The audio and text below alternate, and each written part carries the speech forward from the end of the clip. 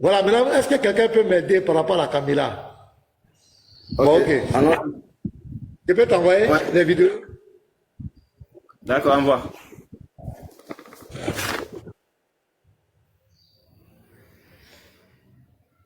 Unique Boy, où il est? Voilà, Boy est là.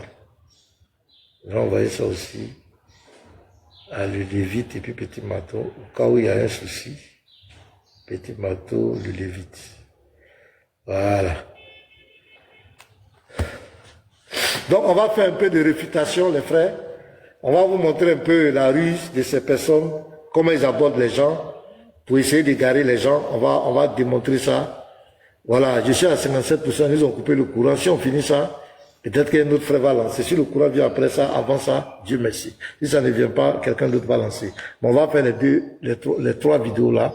On va les réfuter pour permettre aux chrétiens. Voilà, nous sommes en train d'apprendre même l'apologétique même maintenant. Il faut qu'on rentre même dans l'apologétique. Inouba, tu es prêt? Tu as vu les trois vidéos là? Oui, je vais... Par DDR Bénin là. Mets DDR Bénin d'abord. D'accord, attends, je mets la caméra. Faut que je fasse attention. Papa n'est pas loin. Les gars, tapoter, on va commencer les réfutations. Je vous ai dit que chaque jour, maintenant que je fais un live, je mets 2-3 vidéos à réfuter. Voilà, on met les arguments. C'est ce que nous faisons sur Facebook généralement. Voilà, les lives qu'on fait sur Facebook, c'est généralement les réfutations. Voilà, mets la vidéo. Les apôtres là, ils étaient un nombre de 12 ou bien ils étaient un nombre de 11? Les apôtres. Ils étaient un nombre de 11 parce que Judas et Cariote n'étaient plus. D'accord. Si tu veux prendre 1 Corinthiens 15, on va dire. Parce qu'ils sont un nombre de 11, on va voir ce que la Bible dit. Vas-y. Tu veux prendre 1 Corinthiens 11, 1 Corinthiens 15, pardon. Ok. 1 Corinthiens 15, versets 4 à 5. Donc, j'avais posé la question, est-ce que lorsque Jésus-Christ est apparu après sa résurrection, est-ce qu'il est apparu aux 11 apôtres ou bien aux 12? Toi, tu as dit aux 11. Maintenant, on va voir, est-ce que c'est toi qui dis vrai, bien c'est la Bible qui dit vrai? Et qu'il a été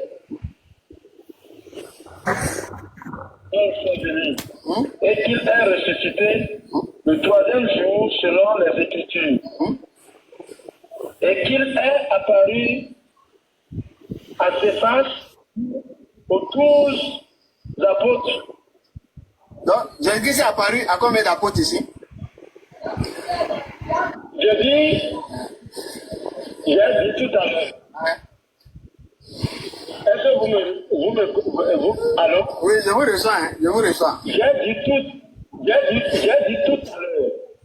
Les 12 qui l'ont accompagné jusqu'à, comment dirais-je, jusqu'au repas final, c'est Judas Iscariote seul qui n'était pas là. Donc, il a... Tous les 11 restants que nous connaissons, et les autres étaient ensemble, mais les 11 étaient, comment dirais-je, étaient primordiales. Non, ce que je dis, je vous ai posé la question. Jésus-Christ, après sa résurrection, il a apparu à combien d'apôtres? Vous m'avez dit qu'il a apparu à 11 apôtres. Moi, ma connaissance, c'est ce que je vous ai dit. Donc, Jésus a apparu aux 11 apôtres, non? C'est ça, non? Oui. Ok. Maintenant, on vient lire ici que selon la Bible, il a apparu aux 12 apôtres. Maintenant, on prend pour vous, on vient prendre pour la... Lorsque Jésus-Christ était apparu, c'est forcément aux 11 apôtres, parce que Judas était déjà mort. Vous êtes d'accord, non? Selon ce passage-là. Oui. D'accord. Donc, selon Matthieu 27, verset 3, après la résurrection de Judas, et après la résurrection de Jésus-Christ, Judas n'était plus encore vivant. Donc, forcément, il restait 11 apôtres. Vous êtes d'accord? Ok. Maintenant, selon 1 Corinthiens 15, verset 4-5, là, on nous dit que c'est aux 12 il est apparu. Maintenant, moi, je veux savoir, est-ce que c'est aux 11 qu'il est apparu ou bien c'est aux 12 qu'il est apparu? C'est Matthieu 27, 3 qui est vrai? Mais attends, je viens. Est-ce que c'est Matthieu 27? Je viens avec votre permission. Est-ce que Jésus-Christ, après sa résurrection, il est apparu aux 11 apôtres selon Matthieu 27, verset 3, qui nous dit que Judas était mort avant la résurrection de Jésus? Est-ce que Jésus est apparu aux 11 apôtres ou bien il est apparu aux 12 apôtres selon 1 Corinthiens 15, verset 4 à 5? C'est aux 11 il est apparu ou bien c'est aux 12 qu'il est apparu? On écoute. Maintenant, dites-moi Ils ont dit aux 12 apôtres. Ils ont dit aux 12 apôtres. C'est pas parce qu'ils n'ont pas précisé que soit Judas C'est pas parce qu'ils n'ont pas prêché que c'est sans Judas. Ils ont dit aux 12 apôtres, c'est parce qu'il y a d'autres qui ont mélangé. C'est pas le mot de Non, je viens. Je dis, les 11 qui avaient les questions primordiales. Mais il y avait des gens, après la mort de Christ, qui se sont convertis rapidement. Non, on ne parle pas d'eux. On parle des apôtres. On parle des apôtres. Je ne parle pas de ceux qui ont embrassé la foi après. C'est bon. Je crois que c'est l'essentiel. C'est bon. Ok. Donc, il dit que c'est une contradiction. Pourquoi l'apôtre Paul dit dans 1 Corinthiens 15, verset 4 à 5 que l'apôtre parle de 12 apôtres, alors que quand Judas était mort, il restait 11 apôtres que Paul. Donc, c'est une contradiction. Donc, on va régler ça. On va nous prendre Jean 20, le verset 19 à 20. Jean 20. Il est bon. Oui, parce que je prends la Bible. Voilà, Jean 20.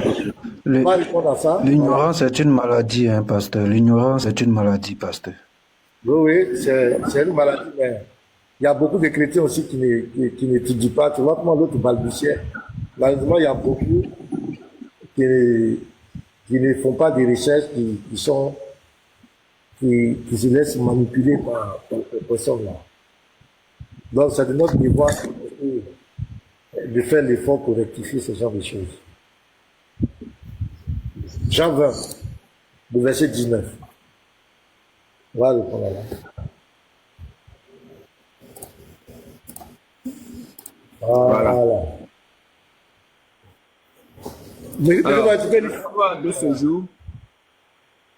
Le soir de ce jour, qui était le premier de la semaine, les portes du lieu où se trouvaient les disciples étant fermées à cause de la crainte qu'ils avaient des Juifs, Jésus vint, se présenta au milieu d'eux et leur dit, « La paix soit avec vous. » Voilà. Donc ici, on nous dit carrément qu'ici, Jésus a apparu aux disciples. Bon, on va dire peut-être c'est vague. On va dire que c'est vague. On va dire que, bon, c'est des disciples, peut-être ça peut parler des 11 apôtres. Et quelque chose, c'est vague. Là, on va voir Pierre, l'apôtre Pierre. Il faut prendre Acte 1, le verset 15 à 26. On va voir le témoignage de Pierre. Parce que n'oubliez pas que 1 Corinthiens 15, c'est Paul qui a écrit. Et Paul est venu après. Il faut prendre Acte 1, le verset 15 à 26. On va écouter le témoignage de Pierre. Voilà. 15 à 26. En ce jour-là, Pierre se leva au milieu des frères, le nombre des personnes réunies étant d'environ 120, et il dit, « Hommes, frères, il fallait que s'accomplisse ce que le Saint-Esprit, dans l'Écriture, a annoncé d'avance par la bouche de David au sujet de Judas, qui a été le guide de ceux qui ont saisi Jésus. Il était compté parmi nous. » Je reprends par là. Par la bouche de David au sujet de Judas, qui a été le guide de ceux qui ont saisi Jésus. Il était compté parmi nous et il avait part au même ministère. Cet homme, ayant acquis un champ avec le salaire du crime, est tombé, s'est rompu par le milieu du corps et toutes ses entrailles se sont répandues.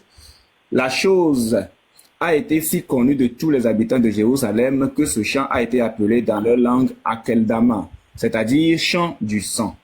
Or, il est écrit dans le livre des psaumes que sa demeure devienne déserte et que personne ne l'habite et qu'un autre prenne sa charge. Il faut donc que parmi ceux qui nous ont... Attends. Ouais. Donc, l'apôtre Pierre nous dit ici que Judas est mort et il fallait, selon les prophéties, il fallait que quelqu'un d'autre remplace. Il y a un appel quelque part là. Il faut que quelqu'un... Il faut prendre l'appel, il faut te muter, prendre l'appel. Ouais, c'est bon. C'est bon, non, c'est bon. Donc, il faut que quelqu'un remplace Judas. Donc, c'est de ça qu'il parle. Donc, continuons. Il va donner maintenant comment on appelle, les critères pour celui qui doit remplacer Judas. Allons-y. Tu es muté, boy. Tu es muté. Pasteur, il faut donc que parmi ceux qui nous ont accompagnés tout le temps que le Seigneur Jésus a vécu avec nous, depuis le baptême de Jean jusqu'au jour où il a été enlevé du milieu de nous, il y en a un qui nous soit associé comme témoin de sa résurrection. Comme témoin de sa résurrection. Donc ça veut dire que dans Jean 20, là-bas où on parlait, Matthias était témoin. Donc Jésus lui a apparu aussi. Quand Jésus apparaissait, Matthias était là. Donc c'est l'apôtre Pierre qui est en train de nous décrire ça. Donc il est en train de donner les critères. Il fallait que celui qui a commencé avec eux, qui était témoin de la résurrection, où le Christ a apparu, il fallait que cette personne soit là. Continue maintenant la lecture. Continue la lecture. Ils en présentèrent deux. Joseph, Voilà. appelé Barsabas, surnommé Justus, Hein? et Matthias. Et Matthias. Donc voilà deux personnes qui présentent, qui sont témoins, qui sont disciples de Jésus et qui sont témoins de sa résurrection. Ça veut dire que quand le Seigneur a apparaissait là, leur a apparu et ils étaient témoins. Ils étaient là. Donc Jean 20 où le Seigneur apparaît là et ils étaient là. Matthias était là et l'autre était là. On continue la lecture. Vas-y. Puis ils firent cette prière. Seigneur, toi qui connais les cœurs de tous, désigne lequel de ces deux tu as choisi, afin qu'il ait part à ce ministère et à cet apostolat que Judas a abandonné pour aller en son lieu. Donc celui qui doit être choisi automatiquement devient le 12e apôtre. Est-ce qu'on est d'accord? Il est le 12e apôtre. Il est en même temps témoin de la résurrection. Jésus lui a apparu. Est-ce que vous comprenez bien la démarche? Voilà. Continue la lecture, frère. Ils tirèrent au sort et le sort tomba sur Matthias qui fut associé aux 11 apôtres. Amen. Merci. Donc Matthias devient le 12e apôtre. Donc quand l'apôtre Paul lui vient, ben, tout ça s'est passé avant l'apôtre Paul. Donc quand Paul lui vient, il parle des 12 apôtres. Quand Paul dit qu'il a apparu aux 12, Paul ne s'est pas trompé. Parce que, Matthias, lorsque le Seigneur leur a apparu dans Jean 29, l'apôtre Pierre le confirme qu'il était témoin. Et deuxièmement, il est devenu le 12e apôtre. Donc Paul n'a pas menti. 1 Corinthiens 15, verset 4, 5, il n'a pas menti. Voilà, il n'a pas menti. Les frères, vous avez la parole. Si quelqu'un a quelque chose à dire, c'est aussi simple que ça. Paul n'a pas menti. Parce qu'il est venu après. Si c'était avant, on peut comprendre, mais Paul est venu après. Paul est venu après. Donc Matthias remplit les critères. 1, le Seigneur lui a apparu. 2, il est devenu un apôtre. Donc Paul n'a pas menti. Voilà, je crois que c'est clair. Voilà, merci beaucoup, c'est très bien. Paul n'a pas menti. Paul, il n'y a aucune contradiction. Allons-y encore, la deuxième vidéo. Allons-y à la deuxième vidéo. Là, c'est... Mais la deuxième vidéo, voilà. C'est pas pour Akara, hein. Deuxième, c'est Denis Islam, là. Mais on va... Attends, La deuxième vidéo, celle de Béni, c'est ça? Voilà. Vous allez écouter les noms. Celle de Béni. Ce n'est jamais clair dans votre tête. Pour vous là, rien n'est clair. Ce n'est jamais clair dans votre tête. Mais les chrétiens ont compris. Est-ce que vous là, vous-même c'est écrit, Jésus a été crucifié. Vous dites que vous êtes, c'est faux. Ah, pas comment pour vous. C'est écrit là sur là, Jésus a été crucifié, il est ressuscité. Vous dites c'est faux. C'est écrit là sur là, Jésus est Dieu. Voilà, voilà la vidéo. Faut faire revenir là. Voilà une question. La question qu'on va poser. Comment? Faut recommencer la vidéo. Faut recommencer à zéro. Je vois la Bible. Oui, nous avons la question. Nous savons si on a la Bible d'abord. Est-ce que vous croyez à la Bible? Donc, je vous explique le contexte. Voilà un frère chrétien qui vient dans leur forum, le forum des élèves d'Abou-Badjine. Et ils trouvent qu'ils ont plein de Bibles là. Parce que quand ils viennent faire des trucs, ce sont des musulmans, mais tu vas voir qu'ils vont rassembler, ils vont faire un tas de Bibles. On ne sait pas quel est leur problème. Vous êtes dans votre forum musulman, mais Bible là même dépasse courant. On ne sait même pas qu'est-ce que vous faites. Vos livres, vos hadiths là, on ne voit pas ces Bibles. Donc il est venu leur demander, mais on vous voit avec la Bible. Plein de Bibles là. Est-ce que vous croyez à la Bible? Ben là, on va les écouter. Écoutez-les très bien. Et puis, ouais. Voilà. La question qu'on va poser, est-ce que la Bible même croit en la Bible? Question. Est-ce que la Bible elle-même croit en la Bible? Alors la Bible répond si elle croit en la Bible. C'est Jérémie 18. Romains 31, verset 29. On va voir si la Bible croit en la Bible. Vas-y. Ok, vas-y. Oui, mais pause, on va prendre les versets là. Donc ils disent, donc ils vont prouver maintenant, ils vont maintenant donner des versets pour prouver que la Bible même ne croit pas en la Bible, que la Bible même n'est pas sereine et que la Bible a été corrompue. Voilà. Donc, ils vont nous trouver, ils vont donner maintenant des versets. Le premier verset qu'ils vont prendre, c'est Deutéronome 31, verset 29. Écoutez très bien ce qu'il va dire. Écoutez, non, mets la vidéo d'abord. Mets la vidéo. Okay. Mets la vidéo. On va l'écouter, ce qu'il va dire. Deutéronome 31. On va d'abord l'ancien, dans le nouveau. Deutéronome 31, 29, ensuite verset 8, Luc 1, verset 1, Actes des Apôtres 17, verset 11. Alors voici la Bible même elle-même croit entièrement à elle-même. Parce qu'avant de nous demander, on va demander à la Bible elle-même. Est-ce que la Bible, est-ce que tu crois en toi-même entièrement? Oui, il faut nous répondre. Deutéronome 31, verset 1. Alors la Bible commence à répondre. Est-ce que la Bible elle-même d'abord croit en elle-même avant de nous demander si nous on croit en elle? Il faudrait qu'elle-même puisse d'abord croire en elle, c'est clair. Ensuite nous on croira en elle. C'est-à-dire avant qu'on croit que tu es président, c'est toi-même qui as accepté que tu es président. Bible, est-ce que tu crois en toi-même? Je te rends de la Bible. Verset 29. Je te rends 31, verset 29. Quand je sais qu'après ma mort, Moïse dit qu'il sait qu'après sa mort, les gens vont se corrompre et vous détournerez de la voie détourner de la véritable voie. C'est-à-dire ils vont corrompre les Écritures en se corrompant eux-mêmes. Mais pause. Vous voyez la malhonnêteté? Est-ce que dans le verset, ils ont dit qu'ils vont corrompre l'écriture? On va relire. Je relis. Écoutez bien le verset. Voilà comment la ruse. Je lis. Car je sais qu'après ma mort, vous vous corrompez et que vous vous détournez de la voie que je vous ai prescrite, et le malheur finira par vous atteindre quand vous ferez ce qui est mal aux yeux de l'Éternel, au point de l'irriter par l'œuvre de vos mains. Est-ce que vous avez entendu, ils vont corrompre l'écriture ici? Remets la vidéo, vous allez voir.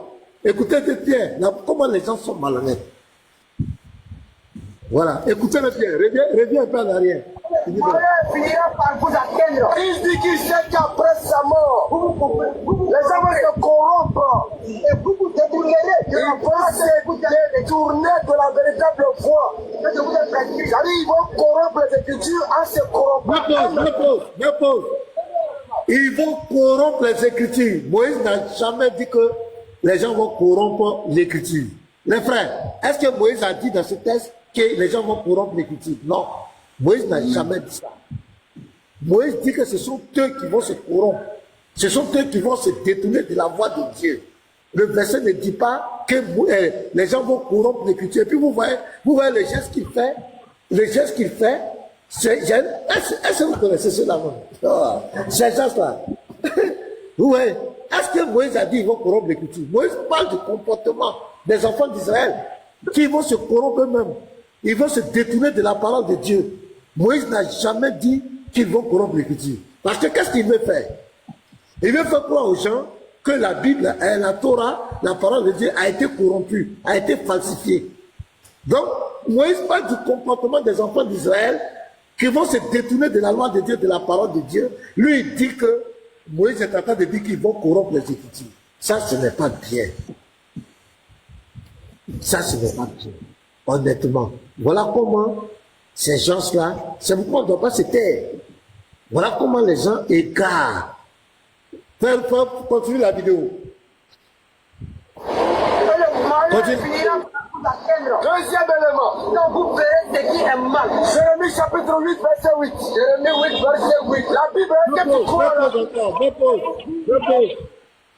Donc, premier argument qu'il a donné pour dire que la Bible est corrompue, donc il donne une prophétie de Moïse et il fait croire aux gens que Moïse dit que la parole que lui a donnée, la loi de l'Éternel, là, la Torah va être corrompue, va être falsifiée. Et c'est pas ce que la Bible dit. Moïse a parlé de leur comportement, ils vont se détourner de la parole. Il n'a jamais dit qu'ils vont tuer. Donc, deuxième maintenant argument, il va prendre maintenant Jérémie 8, le verset 8. Donc, notez les versets, on vérifie en même temps. Faites jouer, allons-y. Jérémie 8, verset 8. Vas-y. Nous sommes sages. La loi de l'Éternel. La loi de l'Éternel est avec nous. C'est bien enfin. Et c'est mis à l'œuvre. Quoi? La plume mensongère. L'esprit. Voilà l'éternité dans l'ancien, pour ne pas que vous vous attendez à dire, c'est l'ancien.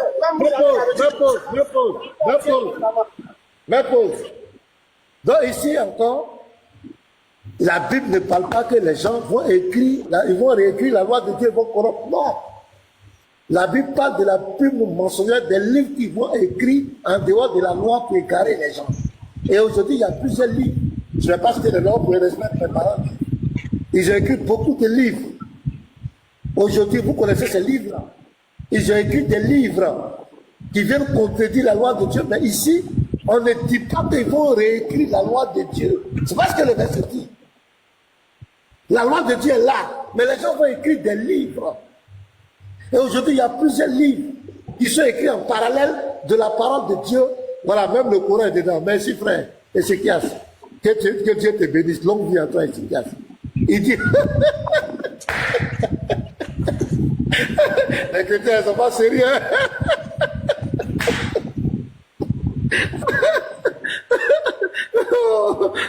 Voilà, tout le monde dit Coran. Coran, c'est un exemple. Ah, vraiment, les chrétiens ont tout compris. Ah, vous les chrétiens, vous êtes méchants. Voilà. Donc, voilà des livres qui vont écrire en parallèle. Mais Moïse ici, Jérémie ne dit pas qu'il faut corrompre la loi de l'Éternel. On ne peut pas corrompre la parole de Dieu. Donc, voici un peu un exemple. Continue la lettre, continue. Les frères ont tout compris, je n'ai même pas besoin de trop parler. La Bible, est-ce que tu crois en toi-même? Luc 1, partie du verset 1. Luc 1, 1. Plusieurs ayant entrepris. Dépose. Donc, il va prendre maintenant, Luc, il vient sur Luc dans le Nouveau Testament, pour dire que le livre de Luc, là, n'est pas la vérité, et vous allez voir les arguments. Vas-y. Allons-y maintenant. Ils sont tous dans les nations. Ils ont entrepris de composer un récit d'événements qui se sont accomplis parmi nous. Des événements. Ça veut dire, beaucoup de personnes ont décidé, on va essayer d'écrire la vie de Jésus. Ce qui s'est passé. Au verset 2, donc chacun se lève et puis il demande. Au verset 2, il va ce qui nous ont transmis, ceux qui étaient des témoins oculaires. Là, le commencement. Non, ils sont devenus des ministres de la parole. Oui, au verset 3. L'individuellement, il semblait bon. Il m'a aussi, comme les autres ont fait, donc moi aussi, il semblait bon. Je vais essayer, après avoir fait des recherches, examiner toutes ces choses, depuis leur origine, je te laisse exposer par écrit, mais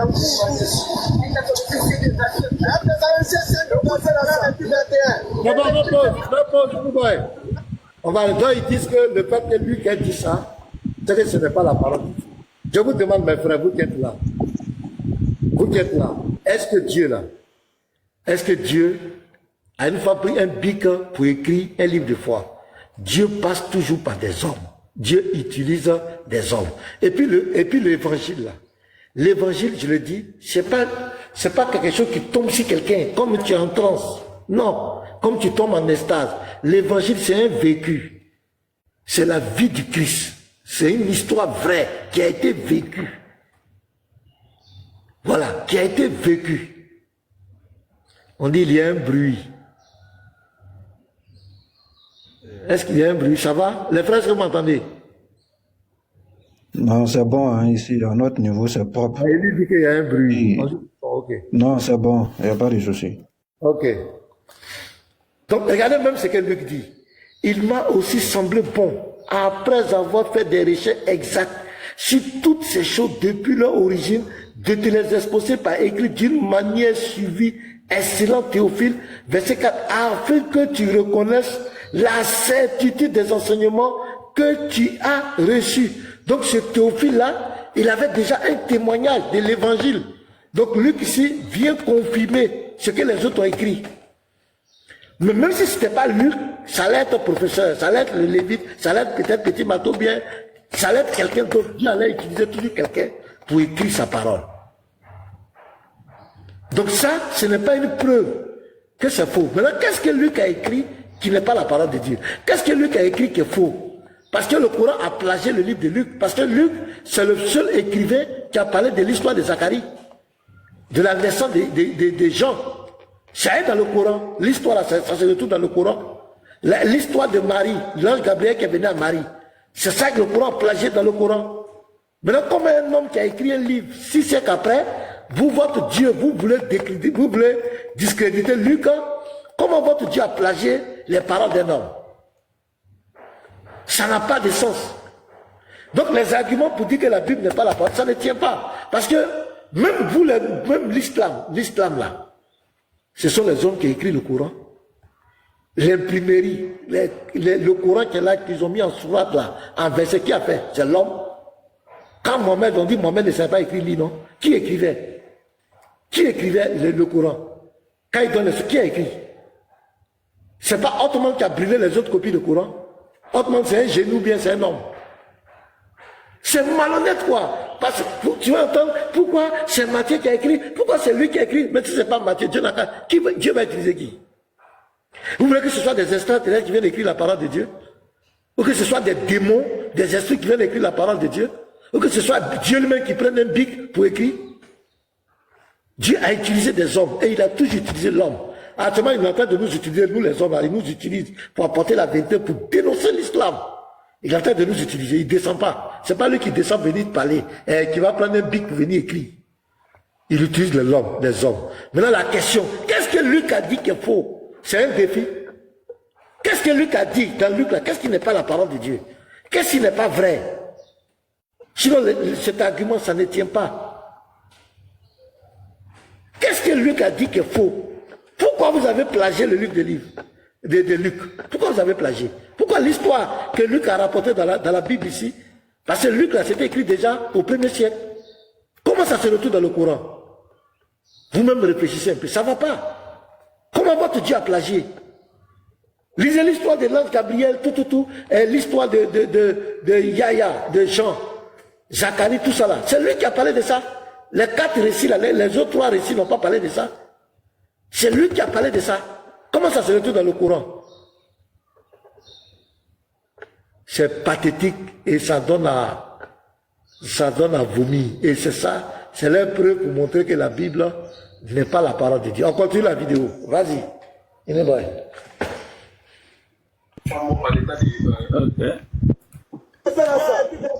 Ne méprisez pas la prophétie. Mais examinez toutes choses.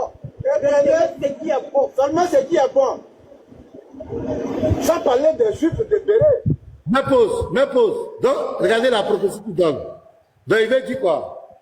Qu'est-ce qu'il veut faire croire aux gens? Que le verset qui dit, ne méprisez pas les prophéties, examinez toutes choses et retenez ce qui est bon. Il veut dire quoi? Il veut dire dans la Bible, il y a des choses qui sont bonnes et il y a des choses qui sont mauvaises, donc on doit trier. Or, le verset ne parle pas de ça. Ce qu'il vient de dire, ça ne parle même pas de la Bible. On parle des prophéties. Quand, par exemple, à l'église, il y a quelqu'un qui est là, ainsi parle l'Éternel. C'est de ça que l'apôtre Paul entend de parler des âmes. Il y a quelqu'un qui va venir là, Dieu m'a montré, Dieu me dit que tant, Dieu me dit que tant, il donne une prophétie, et bien à la Côte d'Ivoire, va subir telle épreuve, voilà tu vas en voyage, voilà le Dieu me dit que tu vas avoir tel problème. Pasteur, oui. Pasteur, comme la prophétie du barbu là, pour décembre là. Voilà, qui dit que dans le mois de décembre, là, il y a quelqu'un qui devait mourir, tout ça là. C'est ça, on dit, c'est pas les Écritures. La Bible n'a jamais dit que, comment la Bible elle-même a dit que dans la Bible là, il y a ce qui est bon, il y a ce qui est mauvais, il faut trier. Vous voyez comment ces gens-là manipulent les gens? Vous voyez? C'est comme le serpent. Dieu a-t-il réellement dit? C'est ça, ces personnes. C'est ça. Donc le verset qu'il a pris n'a rien à voir avec ce qu'il raconte. Moïse n'a jamais dit que quand je vais quitter, vous allez corrompre la loi de Dieu, vous allez faire. Non, il a dit c'est vous qui allez vous corrompre. Vous allez vous détourner de la parole de Dieu. Et dans Jérémie 8:8, on dit des gens vont écrire des trucs, des livres en dehors de la loi de Dieu, la plus mensongère. Comment Dieu peut utiliser la plume pour écrire sa parole? Non. Ils ont tordu le sang. Pourquoi Luc dit que lui il a fait des richesses? Mais la vie de Christ, l'évangile là, ce n'est pas quelque chose qui tombe sur quelqu'un. L'évangile, c'est un vécu. C'est la vie, c'est une histoire qui s'est passée. Jésus est né à une période, il a prêché, il y a eu tant, il y a eu des événements. Mais il faut quelqu'un pour rapporter. C'est ce que Luc explique. En quoi c'est mauvais? Et regardez même le témoin, il dit, suivant ce que nous ont transmis ceux qui ont été des témoins oculaires. Donc Luc, même son introduction, il est en train de montrer la fiabilité de ce qu'il va dire. Il n'a pas pris des histoires par hasard. Il a côtoyé les travailleurs, qu'il a côtoyé les apôtres, les témoins oculaires, les disciples. Vraiment, c'est malheureux. Ok, mais la dernière vidéo là. Les Français qui sont dit, dites, hein, on va jouer la dernière vidéo. Voilà, il y a un qui dit que lui va... Non, pasteur, corrige-les normalement, c'est préférable comme ça. Ils vont pleurer. À chaque fois qu'ils vont mentir là, tu les corriges. Parce que ce sont des menteurs. Or, Jean 8, à partir du verset 40, est très clair. 40 à 44. Surtout le verset 44, il dit, vous avez pour père le diable. Parce que il est menteur depuis le commencement. Or, ce sont ses enfants, il a laissé. On va les détruire. Voilà. Et puis je précise, pasteur, on fait pas débat avec quelqu'un dessus. Hein. Ils disent qu'ils font plus débat avec nous. On va laver toutes les bêtises là. D'accord. Pasteur, je veux compléter. Shalom à tous, shalom. C'est pur. Hein. Je pense que le pasteur, c'est très important même. La dernière fois que vous avez fait ça sur TikTok, je vous ai appelé pour dire c'est nickel. Si vous pouvez, sur Facebook, voilà, tant pour moi. Si vous pouvez faire ça tous les jours, comme ça ils auront mal. La seule façon pour venir là, c'est un débat. Comme ils ont déjà dit qu'ils ne débattent plus là, donc c'est la honte. Vous voyez comme ils sont ridicules. Moi, c'est l'eau qu'ils ont la tête, l'eau. C'est l'eau. Alors, moi, je veux compléter, parce que le pasteur dit est tellement fondé. Le verset qu'il a lu là, le verset qu'ils ont donné là, Luc 1er là. Oui. Désolé, shalom, les frères, shalom. Oui, shalom. Je voulais poser une question au pasteur au niveau de ce qu'il a dit là. Parce que les gens disent que Luc n'était pas disciple de Jésus, mais comment il a écrit tout ça. Là, il pose la question comme ça, quoi. De vouloir un peu une explication au niveau de ça. Luc était un disciple de Jésus. Personne n'appelle disciple. Mais c'est tout. Il n'était pas apôtre. Je suis d'accord. Voilà, parce qu'il y avait plus d'apôtres. Après la mort de Judas, il y a Matthias qui l'a remplacé. Après, Paul même est venu comme un apôtre aussi. Mais Luc était un disciple. Il était un disciple de Jésus. Il croyait au Christ. Et puis il était contemporain. Il était contemporain du Messie. Voilà, mais il n'était pas un apôtre. Il n'était pas parmi les 12 apôtres, mais il était disciple. C'était les disciples des apôtres. Voilà, c'était des gens qui suivaient les apôtres. C'est pourquoi tu vas voir qu'il était auprès de Paul. Et lui, c'était un médecin.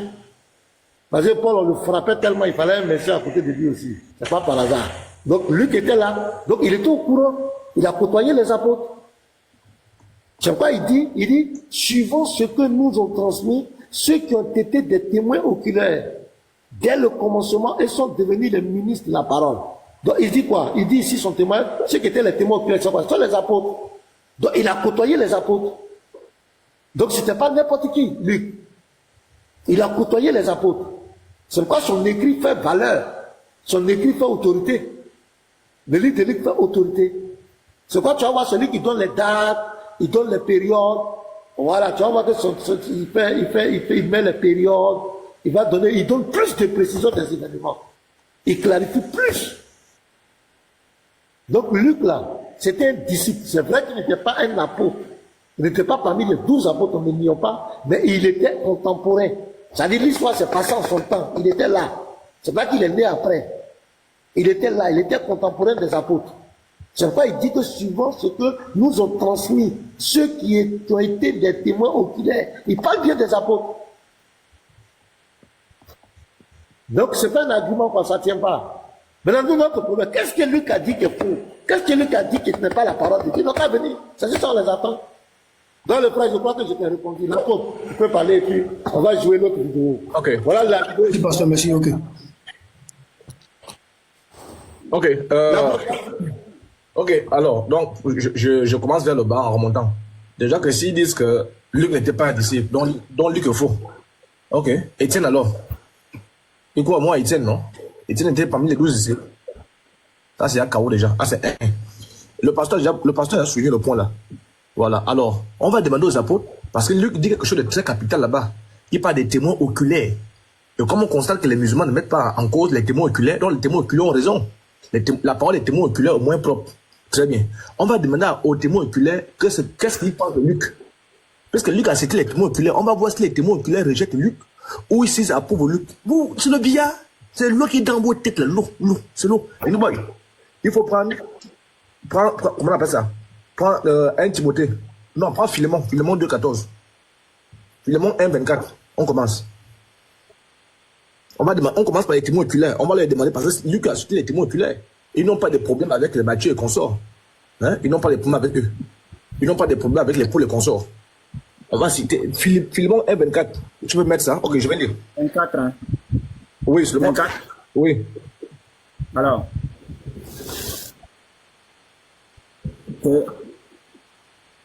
ici, te salue ainsi que Marc, Aristarque, Démas, Luc, mes compagnons d'œuvre. Vous comprenez? Voilà Jean Babadier, c'est pas n'importe qui, hein, l'apôtre. L'apôtre Paul dit ici que Luc est son compagnon d'œuvre. KO déjà, ah, c'est un. Maintenant, la question que je vais me poser, c'est celle de savoir ce que Luc a écrit là. Parce qu'eux, ils s'arrêtent, j'ai entrepris. Luc a été inspiré par qui? Qui a inspiré Luc d'écrire ça? Hein? Parce que selon eux, les frères, c'est Luc lui-même. Il a été inspiré par lui-même. Très bien. Et nous, il faut prendre 2 Timothée 3,16. Alors, comment il faut aller avec eux? Ils ne connaissent rien. Et là, ils ont honte. Quand le pasteur les démontre comme ça fait honte. Qui a inspiré Luc? C'est un humain ou bien c'est quelqu'un d'autre? La Bible va répondre. Pour le billard. Toute écriture est inspirée de Dieu. C'est bon, on s'arrête d'abord là. L'écriture de Luc là, c'est une écriture, non? La Bible dit que toute écriture, donc quand on dit le tout, c'est l'absolu, y compris la pensée de Luc là, l'écriture de Luc là. Donc l'écriture de Luc là est inspirée de Dieu. T'as où déjà? Et nous, il faut prendre 2 Pierre 1,20. 2 Pierre 1,20. 2 Pierre 1,1. Alors, Simon Pierre, serviteur et apôtre de Jésus-Christ, à ceux qui ont reçu en partage une foi du même prix que la nôtre pour la justice de Dieu et du Sauveur Jésus-Christ. Attends. Il m'a entendu 20 ou bien 20. 2 Pierre 1,20. Ah, 20, ok, d'accord. Ok. Vous me recevez très bien quand même? Parce que je sens un ch dans le truc là. Il y a un bug quelque part là. Bon, on y va. Sachant tout d'abord vous-même qu'aucune prophétie de l'écriture ne peut être un objet d'interprétation particulière. C'est bon, on s'arrête d'abord là. On s'arrête d'abord là. Vous voyez? L'apôtre précise ici que, donc, la Bible là, les prophéties, les écritures là, ne peuvent pas être une interprétation particulière. Quand on dit particulière, ça veut dire qu'aucun humain ne peut s'élever. Et ça conflit 2 Timothée qu'on a lu là-bas, 2 Timothée. Donc, aucun humain ne peut s'élever avec sa tête pour rédiger ça. Vas-y. Car ce n'est pas par une volonté d'homme qu'une prophétie a jamais été apportée. Oui, vas-y. Mais c'est poussé par le Saint-Esprit que des hommes ont parlé de la part de Dieu. Attends, ça c'est pas clair. C'est limpidement limpide. Ça c'est pas clair. Ça c'est un, parce qu'il y a beaucoup à donner. Maintenant, on a fini avec Luc là. Alors, maintenant, ils ont dit que, je finis par là, ils ont dit que la Bible a été falsifiée et consort. Il faut prendre Psaume 119. Psaume 119. Parce qu'ils ont pris le parti avec juste à Deutéronome, je ne sais pas ce qu'ils ont pris là-bas. Prends Psaume 119. Oui, le verset combien? Le verset 89. Comme ils ont mal compris, corrompu, la Bible sera corrompue. Aidez-moi les gens. Oh non. Pasteur, s'il te plaît, de ton côté, toi, voici le bruit là peut s'arrêter. S'il te plaît, Pasteur. Psaume 119, verset 89. Là, je vais simplement donner le verset. Voilà. Oui, Pasteur, s'il te plaît, toi, voici un peu. Il y a un bruit de fond là. Il y a un ch que j'écoute là. Je ne sais pas si. Non, moi. D'accord, j'ai jamais écouté pour voir. Ah, ok, c'était de l'autre côté. Ok. À toujours, ô Éternel, ta parole subsiste dans les cieux. Ça fait 1. Donc la parole de Dieu là ne peut pas être corrompue. Ça fait 1. Il faut compter. Hein. Il faut prendre Isaïe 40, verset 8. Isaïe 40, le verset 8. Des menteurs comme ça. Menteur. C'est ce que Diana avait fait Diané. Ils mentent toute leur vie. Alors, l'herbe sèche, la fleur tombe, mais la parole de notre Dieu subsiste éternellement. Ça fait Dieu. Il faut prendre Matthieu 24, sans commentaire, Matthieu 24, 35. On va voir si la parole de Dieu peut être corrompue. 24:5. Le ciel et la terre passeront, mais mes paroles ne passeront point. Amen. Quand on ne prend pas de corrompu, ça veut dire que ça passe. Ça fait à 3. Il faut prendre Jérémie 1:12. Vous ne connaissez rien, vous venez emmerder les gens. Menteur comme ça là. Les fois, notez les versets, hein. Vous pouvez tomber sur les gars comme ça. Jérémie 1er, verset 12. Ouais. Et l'Éternel me dit, tu as bien vu, car je veille sur ma parole pour l'exécuter. Voilà. Amen. Quelqu'un va venir corrompre la parole de Dieu. Dernier verset, prends Jean 10:35. Jean 10:35. Jean 10:35. Si elle a appelé Dieu, ceux à qui la parole de Dieu a été adressée, et si l'écriture ne peut être anéantie, C'est clair. Tu as compris? L'écriture ne peut être anéantie, pasteur. L'écriture de Dieu, la parole de Dieu ne peut être anéantie. Maintenant, pour vous, là, vous avez pris ça où? Je m'arrête là. voilà. Donc, pasteur, on peut continuer. Je pense que le frère a fini, l'apôtre a fini. Est-ce que tu m'entends bien? Est-ce que je ne bête pas? Oui, c'est bon, c'est propre. C'est propre. Ok, mets la vidéo là. Voilà, mets la vidéo. Bon, cette vidéo là, attachez vos ceintures. Hein. Voilà. Alors, il veut prouver que Jésus était... Écoutez les versets qu'il va donner et vous-même. C'est bon, je mets? Non, là, je ne suis plus dans le Coran. Je vais donner les versets de la Bible maintenant pour montrer que Jésus était musulman. Et ce débat va rester seulement que sur la Bible. Premier verset que je donne, je suis prêt à donner 10 versets pour montrer que Jésus était musulman dans la Bible. D'accord. Si Jésus est soumis à la volonté de Dieu, si musulman signifie soumission à la volonté de Dieu, et que celui qui est musulman est doté soumis à la volonté de Dieu, allons-y voir si Jésus n'était pas soumis à la volonté de Dieu. Lui, il dit que Jésus n'était rien. Moi, je vais lui montrer que Jésus était quelque chose. Jean 7, verset 16, Jésus dit ceci. Ma doctrine ne vient pas de moi, mais de celui qui m'a envoyé. Fais la doctrine de celui qui t'a envoyé là. Ça s'appelle être soumis. En d'autres termes, être musulman. Dans Jean 6, verset 34 à 36. Mets pause. On va aller doucement. Dans les frères. Il dit, Jean 7, verset combien? 16, non? Ce que Jésus a dit là, c'est ça qui prouve que Jésus était musulman. Oui, Jean 7:16. Et- Jean 7:16. Mes frères. Ouais, Jean, si c'est pas quoi. Bon, c'est ça qui prouve que Jésus était musulman. Donc, je veux que vous notez les versets. Et les frères, après, vous allez corriger ça. Parce que j'ai peur un peu, j'ai l'impression de vous faire. Donc, je ne veux pas. Vous allez, il va dire. Vas-y, fais jouer la vidéo. Regardez les versets qu'il m'a donné. Vous voyez que Jésus était musulman. Écoutez très bien. Vous savez qui je suis. Je suis descendu du ciel pour faire non ma volonté, mais la volonté de celui qui m'a envoyé. Faire la volonté de celui qui t'a envoyé là, c'est être musulman. Donc les versets, il était au défi que tu ne pourras pas me contredire ici un seul verset. Tu me contredis ici un seul verset, je vais partir ce soir. Troisième verset. Jésus dit, dans Matthieu 7, verset 21 et suite, il dit, ceux qui me disent Seigneur, Seigneur, n'entreront pas tous au paradis, mais celui-là, ceux qui font la volonté de mon Père qui est dans les... Fais la volonté du Père qui est dans les cieux, là. Ça s'appelle être musulman. Le mot musulman, c'est en arabe, musulman, c'est en français. La définition, c'est quoi? Être soumis à la volonté de Dieu. Quatrième verset. Jésus dit, lui-même maintenant, Jésus dans son nom, il va apprendre à ses disciples ce que c'est que l'islam. Dans Matthieu 6, verset 10, Jésus dit, si vous voulez prier, dites, notre Père qui est aux cieux, que ton règne vienne, que ta volonté soit faite sur la terre comme au ciel. Bon, quelle est la volonté du Père qui doit être faite sur la terre et dans les cieux qui doit être faite sur la terre? Faire la volonté de Dieu dans les cieux et sur la terre, c'est être soumis à la volonté de Dieu. Être soumis à la volonté de Dieu, c'est être musulman dans la définition du thème. Je ne suis pas encore dans la pratique. Ok, je pense que c'était tout, hein, pasteur. Voilà. Et vous allez voir que tous les versets qu'il a pris, c'est orthogone. Orthogone. Tous les versets, c'est orthogone. Il dit, Tout est J'aimerais poser une question là-dessus. Donc, si je comprends bien, pasteur, il nous dit que donc, quand Jésus parle du Père, la volonté du Père qui est dans les cieux, donc ce qui voudrait tout simplement dire que Allah est dans les cieux. Donc, Allah a maintenant un emplacement précis où il est. Pasteur, il y a un endroit là. Pasteur, il y a un endroit là. Et Allah aussi est Père, hein. Allah aussi est Père, hein, de la part de Ismaël Aka. J'ai écouté, il y a un endroit là, quand il dit Père, il dit ça à voix basse. Père.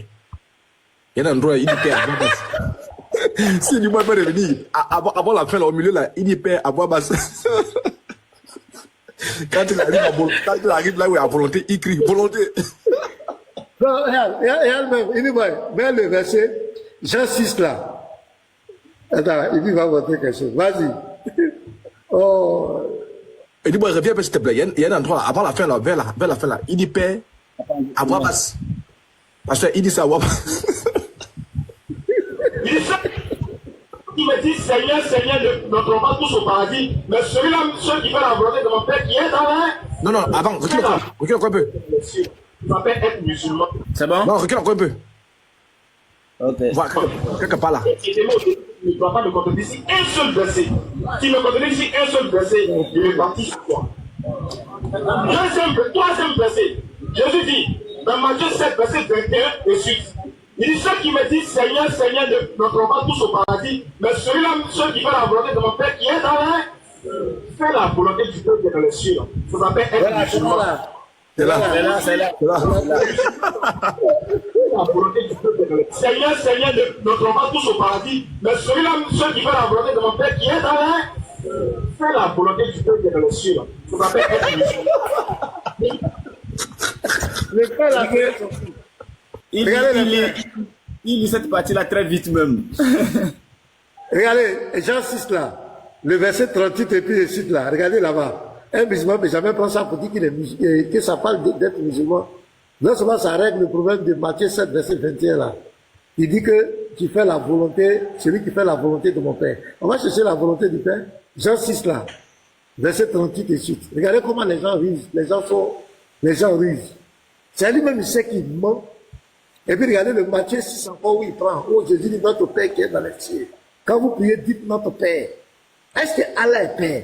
Est-ce que le musulman doit prendre ces versets-là? Il va pas lire. Jean 6 là.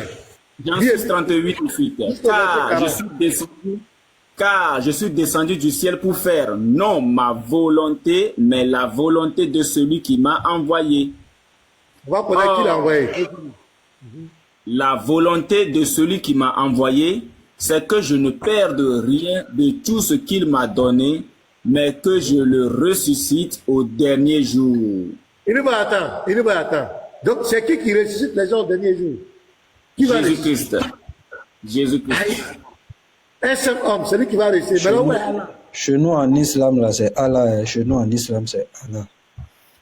Mais là, ici, c'est Jésus qui ressuscite. Aïe, continue la lecture. Vas-y.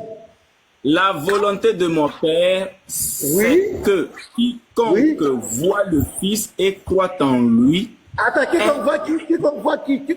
Voit le Fils. Voit le Fils. Est-ce que l'islam croit au Fils? Jamais. Est-ce que l'islam croit au Fils? Voilà, KO, la volonté du Père là. C'est que quiconque voit le Fils. En islam, on ne croit pas au Fils. Donc, comment on peut prendre ce verset pour dire que Jésus était musulman? Parce que ça, non seulement, dans ce verset, il y a deux problèmes. C'est Jésus qui ressuscitera les vivants et les morts. Deuxièmement, c'est lui qui est le Fils. Ça contredit l'islam. Comment on peut prendre ce verset pour dire que Jésus était musulman? Allons-y dans Matthieu là, dans le Matthieu 6. Ok. Matthieu 6, à partir du verset 9 et 6. Comment lui peut prendre Matthieu 6 pour dire que Jésus est en train d'apprendre l'islam? Alors que ça contredit l'islam.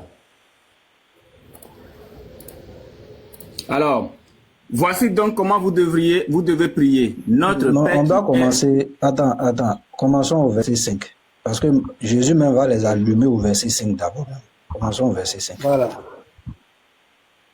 Alors, lorsque vous priez, ne soyez pas comme les hypocrites qui aiment à prier debout dans les synagogues et au coin des rues, les musulmans, pour être vus. Pasteur, en Côte d'Ivoire là, pasteur, en Côte d'Ivoire là, qui bat les routes ici là? Qui bat les routes? Non, faut pas dire en Côte d'Ivoire seul, faut dire partout dans le monde, pardon. Partout même. Partout dans le monde. Jésus dit, ce sont les hypocrites. Hypocrites qui aiment à prier debout dans les synagogues et au coin des rues. Et puis c'est eux qui bloquent les voies. Hein. C'est eux qui bloquent les voies. Circulation occupée. La prophétie les prend même mal. Pour être vus des hommes, je vous le dis en vérité, ils reçoivent leur récompense. Mais quand tu pries, entre dans ta chambre, ferme ta porte et prie ton Père. Est-ce que Allah est Père? Ça, c'est le musulman. Ça, c'est le musulman. Hein. C'est le musulman là qui est là. Et prie ton Père qui est dans le lieu secret, et ton Père qui voit dans le secret te le rendra. En priant, ne multipliez pas de vaines paroles. Là, ou Fatia, la soit, les récitations tous les jours. Comment le Seigneur les qualifie? En priant, ne multipliez pas de vaines paroles comme les païens. Les musulmans sont des païens qui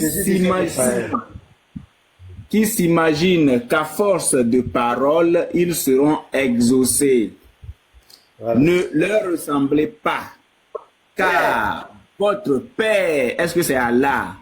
Votre Père sait de quoi vous avez besoin avant que vous le lui demandiez. Il faut aussi rappeler que Allah n'a jamais prophétisé le futur, mais c'est toujours le passé qu'il prophétise. Donc, lui, il ne peut pas savoir ce que nous avons dans le cœur, pendant qu'on prie. Il ne peut pas savoir. Voici donc comment vous devez prier. Notre Père qui est aux cieux, que ton nom soit sanctifié, que ton règne vienne, que ta volonté soit faite sur la terre comme au ciel. Donne-nous aujourd'hui notre pain quotidien, ainsi de suite. Voilà, donc déjà ça détruit la doctrine de l'islam. Comment on peut prendre ce verset pour dire que ça prouve que Jésus était musulman? Comment les faire? Je vous laisse la parole, prononcez-vous sur les autres versets aussi. Ok. Boy. Alors, moi, je vais faire comme si j'étais musulman. Ok, moi, j'accepte ce que quelqu'un a dit. Moi, j'accepte ce qu'il a dit. Vraiment, Jésus était vraiment musulman, hein. Et parce qu'il a donné les versets là où Jésus dit qu'il était musulman. Je prends le même Jésus musulman. Et puis, je vais aussi dire à quelqu'un, est-ce que toi aussi tu es d'accord de notre Jésus musulman là? Il faut prendre Jean 16. Matthieu 16. Matthieu 16 combien? Matthieu 16, 18. En dépit de ce que le pasteur dit, moi je crois que Jésus était musulman, je crois à ça. Voilà, je crois. Lui aussi croit que Jésus était musulman. On va prendre les mêmes paroles de Jésus musulman, on va lui demander. 16, 18. Ok. Matthieu 16, 18. Voilà. Et moi, je dis que tu es pierre et que sur cette pierre, je bâtirai mon église. Voilà. On s'arrête d'abord là. C'est ma mosquée. Non, vraiment. Parce que maintenant, Aka se moque des musulmans devant Dieu. Non, il se moque des gars là. Bon, ici, notre Jésus musulman dit qu'il est venu bâtir les églises. Moi, je pose alors la question à mon imam Aka. Nous, on fait quoi dans les mosquées? Hein, professeur? Parce que Jésus était musulman. Jésus musulman dit qu'il est venu bâtir l'église. Donc, nous, on fait quoi dans les mosquées? Là, j'accepte que Jésus était musulman. Hein? On ne peut pas accepter une parole de Jésus, on refuse une autre parole de Jésus. Hein? C'est clair, non? C'est clair. Oui. Jésus dit qu'il fait la volonté, donc il est musulman. Musulman, c'est se soumettre. Très bien. Le même Jésus qui fait la volonté qui est musulman, il dit qu'il est venu. Sa tâche, lui, sa mission, c'est de bâtir l'église. Nous, on fait quoi dans les mosquées? Question. Donc, là, c'est le billard. Ah, c'est un. Et nous, je prends le même Jésus musulman. Il faut prendre Matthieu 20. Le même Jésus musulman, hein, moi, je crois qu'il était musulman. Matthieu 28. C'est-à-dire qu'on le ridiculise. Pasteur, le même Jésus musulman va encore parler. Matthieu 28. C'est ainsi que le Fils de l'homme est venu, non pour être servi, mais pour servir et donner sa vie comme la rançon de plusieurs. Donner sa vie comme la rançon de plusieurs. Pasteur, moi je dis que je crois que Jésus était musulman. Voilà le même Jésus musulman qui dit qu'il est venu donner sa vie. Tu prends ou tu ne prends pas? Parce qu'on ne peut pas prendre une parole de Jésus musulman, on laisse une autre parole de Jésus musulman. Il n'y a pas de Jésus musulman. C'est le même Jésus musulman qui a dit qu'il faisait musulman, il se soumettait à Allah. C'est le même Jésus musulman qui dit qu'il est venu donner sa vie en rançon. Il est venu mourir. Tout ça là, je fais ça pour te ridiculiser. Hein? Je fais ça pour te ridiculiser comme la bouillie. Elle dit, je te mélange comme la bouillie. Ah, c'est un. Maintenant, il faut aller sur le site. Parce que l'affaire là, nous, on a réglé ça. Pasteur, nous, on a réglé ça sur le site. Voilà, il faut aller sur le site. Voilà. Attends. Là-bas, tu vas sur Mali. Tout déjà fait là-bas. Le pasteur va voir. Le pasteur même peut aussi aller avec son téléphone. Voilà, on va voir. Les frères, écoutez bien. Hein. Ceux qui sont de là-bas, il faut souvent aller visiter le site. Tout est là-bas pour vous. Tout est là-bas. Voilà, on va plus parler. C'est bon? Ouais, je suis cherché la vidéo. Oui, c'est écrit Jésus non musulman. Jésus non musulman. Pasteur, regardez un peu. C'est écrit Jesus non musulman. Voilà, pasteur, maintenant, là nous sommes sur le site. Ouais. Okay. On rentre ici, là, Jésus. Faut montrer au titre. Ils vont voir là où ça se trouve. Pasteur, voilà le titre.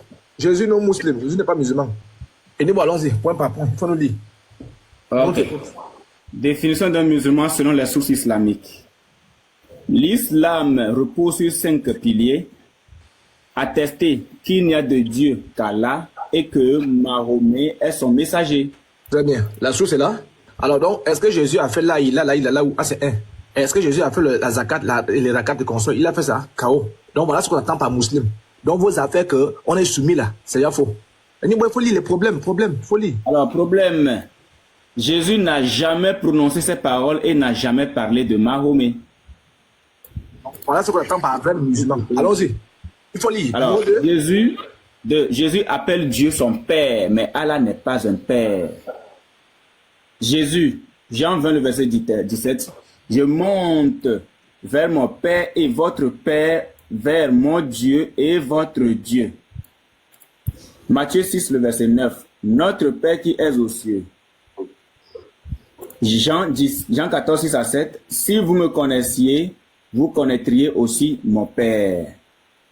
Soit 5, 18, les Juifs et les chrétiens ont dit, nous sommes les fils d'Allah et c'est bien aimé. Dit, pourquoi donc vous châtiez-il vos péchés? Pourquoi donc vous châtie-t-il vos péchés?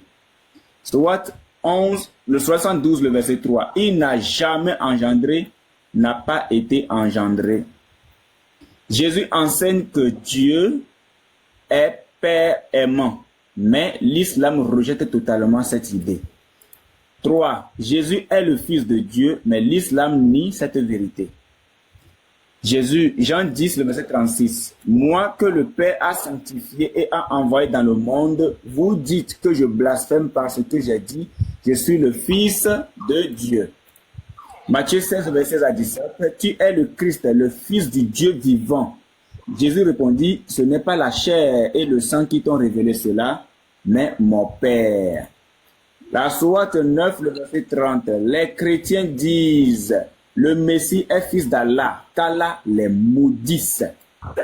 Sourate 19, 35. Il ne convient pas à Allah de s'attribuer un fils. Jésus affirme être le Fils de Dieu, alors que le Coran rejette cette vérité et la considère comme un blasphème. Le numéro 4. Jésus a été crucifié, mais le Coran nie ce fait historique. Matthieu 27, le verset 50. Jésus poussa de nouveau un grand cri et rendit l'esprit. Marc 15, le verset 25. C'était la 3e heure quand ils le crucifièrent. Luc 24, le verset 46. Ainsi il est écrit que le Christ souffrirait et qu'il ressusciterait entre les morts le 3e jour. Dans le Coran, la Sourate 4, le verset 157. Ils ne l'ont ni tué, ni crucifié, mais ce n'était qu'un faux semblant. Dédicace à Josué Kéméré Camara. Les évangiles et les historiens confirment la crucifixion, mais l'islam la nie sans preuve. 5. Jésus est le Seigneur et Sauveur, mais l'islam ne reconnaît que Mahomet, l'indigne de louange. Jean 8, le verset 12. Je suis la lumière du monde. Celui qui me suit ne marchera pas dans les ténèbres. Jean 14, 6. Je suis le chemin, la vérité et la vie. Nul ne vient au Père que par moi. Acte 4, le verset 12. Il n'y a de salut en aucun autre que Jésus. Dans le Coran, la Sourate 33, verset 40, Mahomet est le sceau des prophètes. Abba. La Sourate 3, verset 85, quiconque désire une religion autre que l'islam, cela ne sera jamais accepté de lui. Jésus affirme être le seul chemin vers Dieu, mais l'islam rejette cette vérité et impose Mahomet. Jésus a été baptisé, mais l'islam ne reconnaît pas le baptême. Matthieu 3, 13 à 17, Jésus vint de la Galilée au Jourdain vers Jean pour être baptisé par lui. Une voix fit entendre des cieux ces paroles. Celui-ci est mon fils bien-aimé en qui j'ai mis toute mon affection. Jean 3, le verset 3 à 5, si un homme ne naît d'eau et d'esprit, il ne peut entrer dans le royaume de Dieu. Dans le Coran, l'islam ne reconnaît aucun besoin de baptême. La Sourate 5.6, lavez vos visages et vos mains. Et si vous êtes en état d'impurité, alors purifiez-vous. Rituel islamique de purification différent du baptême chrétien. Jésus s'est fait baptiser et a ordonné le baptême, mais l'islam nie cette pratique essentielle. Jésus, le point 7, Jésus a institué la Sainte Seine absente en islam. Luc 22, 19 à 20, ceci est mon corps qui est donné pour vous. Faites ceci en mémoire de moi. Cette coupe est la nouvelle alliance en mon sang qui est répandu pour vous. Dans le Coran, aucune trace d'un rituel similaire dans l'islam. Sourate 6, le verset 18, mangez de ce sur quoi le nom d'Allah a été prononcé. Rien à voir avec la Sainte Seine chrétienne. Jésus a institué l'Eucharistie alors que l'islam ne reconnaît pas cette pratique centrale du christianisme. Au point 8, Jésus pardonne tous les péchés, mais en islam, seul Allah peut pardonner. Mais il faut aussi rappeler que Allah n'a jamais pardonné tout ce soit dans le Coran. Marc 2, le verset 5 à 7, Jésus voyant leur foi, dit au paralytique, mon fils, tes péchés sont pardonnés. Les scribes pensaient, qui peut pardonner les péchés sinon Dieu seul? Il faut rappeler que Allah ne pardonne pas tous les péchés et Allah lui-même, il est incertain de pardonner aussi les péchés des autres. 66, le verset 8, par là, si je ne me trompe. Luc 7, 48, 49. Jésus dit à la femme, tes péchés sont pardonnés. Qui est celui-ci qui pardonne même les péchés? La Sourate 39, 53. Oh, mes serviteurs qui avez commis des excès contre vous-même, ne désespérez pas de la miséricorde d'Allah. C'est Allah qui pardonne tous les péchés. Est-ce que je bug parce que là, je suis en rouge? Hein? Non, tu bug pas. 29. 9. Jésus accepte l'adoration alors que seul Allah est adoré en islam. Matthieu 28, 9. Elle s'approchait et saisit ses pieds et elle l'adorait. Jean 9, 38. Je crois, Seigneur, dit l'aveugle né et il l'adora. Sourate 18, 110. Je ne suis qu'un homme comme vous. Adorez donc Allah. Sourate 41, 37. Ne vous prosternez ni devant le soleil ni devant la lune, mais prosternez-vous devant Allah. Jésus reçoit l'adoration, ce qui prouve sa divinité, mais l'islam nie cette possibilité. Amen. Je pense que c'est aussi clair que ça. Donc, les frères, si vous allez sur le site, voilà, parce que vous voulez vous laisser abattre, hein. On fait tout le travail, mais vous ne le lisez pas. Tout est sur le site là-bas, hein, tout, pasteur, tout est là-bas, tout. Donc, avec ça, là, le musulman va faire comment pour tenir? Regardez un peu tous les points là. Vous êtes les fils du diable devant Dieu, hein. Vous êtes les vrais fils du diable. Comment on peut mentir comme ça? Comment est-ce possible? Jésus était musulman. Et, pasteur, envoyez encore. Donc, je crois que Je crois que c'est clair. Les gens sont en train de manipuler. Vous avez la parole, les frères. Le débat ouvert. Voilà, par rapport à ce que la vidéo venait de voir. Et il y en a d'autres vidéos, mais comme ma batterie est déjà truc là, ça sera prochainement. Hein. Bon, demain, je ne serai pas live. Demain, je vais à une réunion.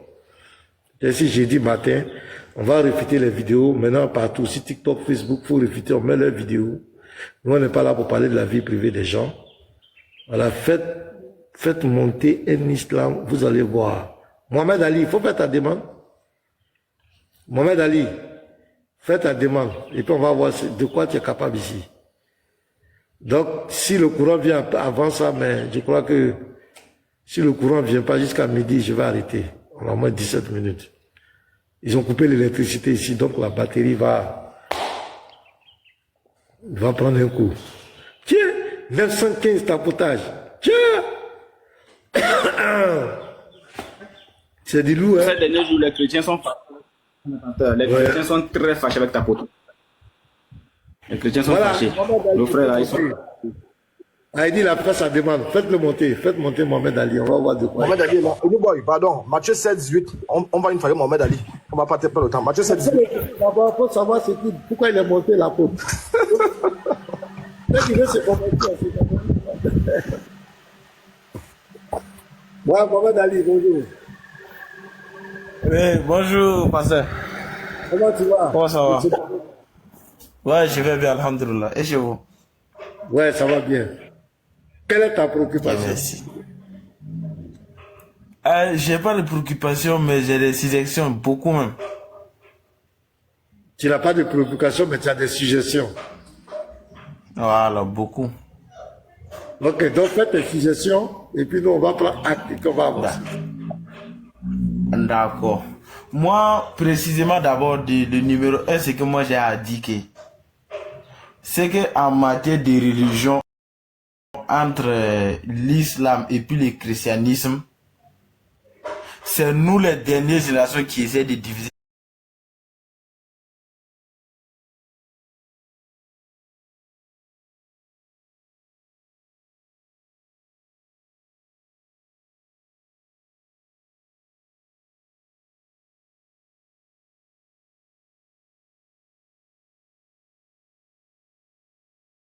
Qui a refoulé le sol comme nous autres là.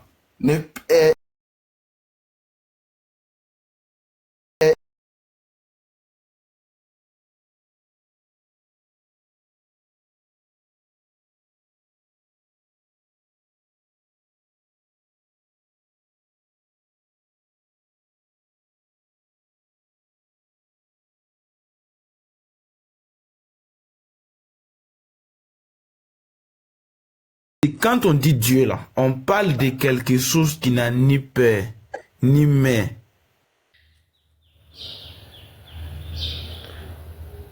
Il y a quoi?